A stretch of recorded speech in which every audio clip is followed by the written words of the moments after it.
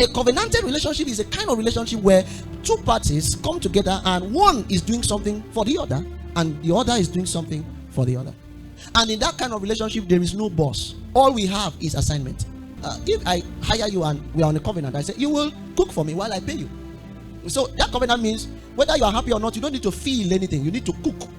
Because when the times to pay come, I will not need to feel paying you. I need to pay you because we are in a covenant.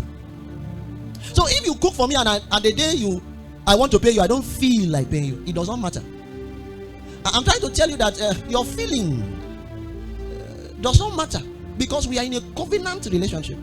And that covenant relationship means that whenever I need you, for that reason for which I contracted you, you must be available. The same way when you need me, I don't need to feel fine about it, but I need to make myself available because we are in a covenant relationship. There is no boss. Nobody is saying you have done well.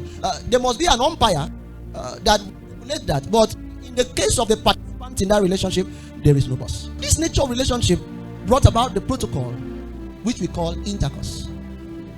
Because it's a covenant relationship, it needed to happen in a frame that is called intercourse. Intercourse means two things woven together. So much so that they cannot separate without a wound. That's why when you see two people get into a relationship and then most of the times when they have gotten to a point where sexual activity has happened and they now say, oh, we are no longer together, you walk away, I walk away. There is no actual walking away because when you move yourself, you can't live without a wound. Have you tried using super glue to gum something and then the super glue found a way to stick to your hand? If you are not careful, for you to remove the super glue, part of your skin will have to live by because the kind of gluing was a wovening. So that's the form of relationship that God decided to have with us, a kind of relationship that woves together so that we cannot separate. In fact, we should not think of separation because if we think of separation, we are thinking of the wound. How?